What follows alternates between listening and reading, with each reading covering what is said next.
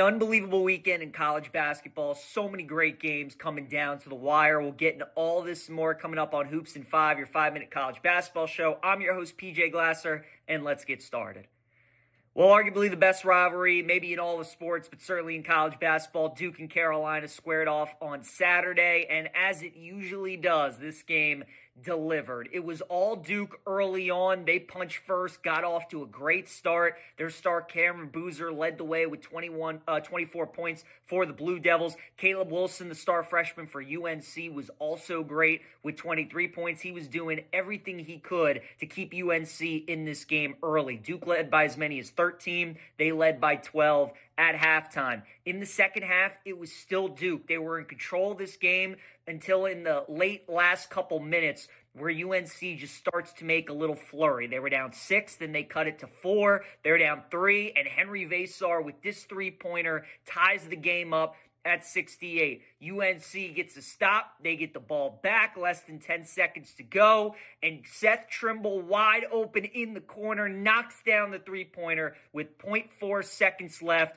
to give UNC the lead. At that time, a lot of people thought the game was over. We had a court storm. They put 0.4 seconds back on the clock, and UNC fans stormed the court again. Great win for the Tar Heels, and super impressive because they didn't lead at any moment in the game until that Seth Trimble three-pointer. Duke drops their second game of the season, and a statement win for Hubert Davis and the Tar Heels.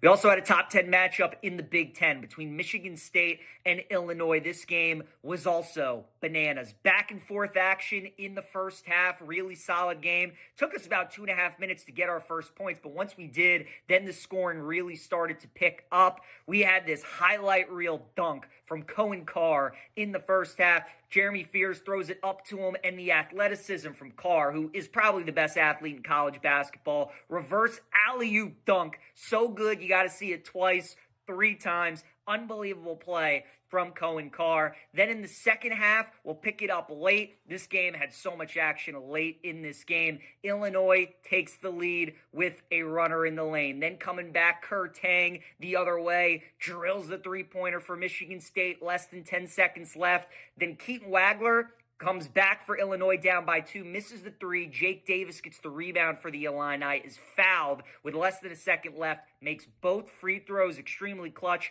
We go to overtime in this game, and in overtime, after Illinois gets a little bit of a lead, Michigan State goes on an 8-0 run. They lead by 6, but then look at the craziness in the final 5 seconds of this game. Keaton Wagler, who only made 2 field goals in this game, hits one of his 2 with this deep 3 to cut it to 3 points. Then Michigan State trying to inbound the ball. It gets stolen. Illinois has a chance to tie it, but Vladimir Ivicic's three-pointer is no good, and Michigan State hangs on for a massive win. Great bounce-back win for Sparty, who's lost a couple games in a row. Illinois, meanwhile, to go on the road in overtime with Keaton Wagler only hitting 2 field goals and nearly win. Pretty impressive performance from Illinois. Couple other marquee performances we had over the weekend. Couple of marquee games, I should say. Tennessee and Kentucky. We did have a marquee performance from Nate Ament. He was unbelievable in this game for Tennessee. Tennessee was cooking in the first half. 47 points for the Vols in the first 20 minutes. They had a 14-point lead to halftime. Ament's had 22 points or more in 4 of the last 5 games for the Vols. But much like Duke and UNC, it was all Tennessee in the first half, and then Kentucky starts to make a run, led by Otega Oweh, and then Captain Clutch, as they're calling him in Lexington, Colin Chandler, like he did in the Arkansas game, comes up with another massive three-pointer with 30 seconds left to give Kentucky the lead. They would hang on, and the Cats get a big win against their rival, Tennessee. We also had a big matchup in the Big 12 between BYU and Arizona.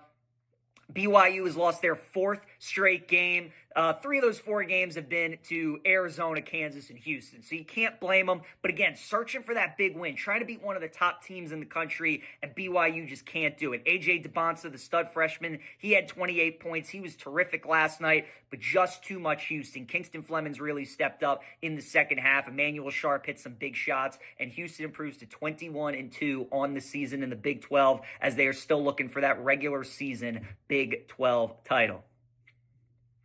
Another game I wanted to show some love to because I don't think many people are watching UMass and Coastal Carolina on Saturday, but this might have been the game of the year in college basketball. I want you guys to see all the big-time shots that these kids were hitting in this game. We'll pick it up late. End of regulation. UMass's KJ Parker ties it up at 64 with this three-pointer, and he sends it to overtime. Then in overtime, Coastal Carolina, with a couple of seconds left, hits a wild three-pointer to send the game to double overtime. In double OT, we get Marcus Banks from about 35 feet to tie this game up once again. Triple overtime now between Coastal Carolina and UMass, and we get more shot making. Banks again from the corner with the big three to tie it at 94. And then finally, Coastal Carolina with 3 seconds left. Step back three-pointer is good, and the Chanticleers survive 94-91. As you see, UMass nearly tied it again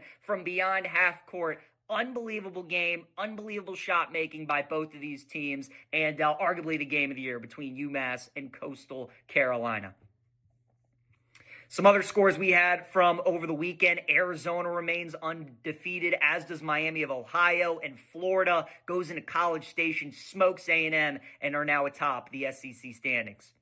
My best bet tonight, we're going to that marquee matchup, Arizona and Kansas. Something's got to give in this game. Arizona, one of 2 undefeated teams left in college basketball. Kansas and Bill Self, meanwhile, 34-0 at home on Big Monday at the Fog. Somebody's got to lose this game. I think it's going to be Kansas. I'm taking Arizona on the money line, minus 134 tonight against the Jayhawks. They're only a 1.5-point favorite. I'm just going to take them on the money line. Should be a really good game. I think Arizona's size is going to be the difference, though. The way that they can beat you up, wear you down towards the end of the game. I think they're going to have a good defensive game plan, mix it up a little bit on Peterson, and I really like this backcourt, man. Berries and Bradley have been terrific all year for Arizona. It's going to be really tough for the Wildcats to stay unbeaten and come out of Lawrence with the win. I think they do it. Give me Arizona on the money line. That'll do it for Hoops in 5. I'm your host, PJ Glasser. We'll see you guys next time.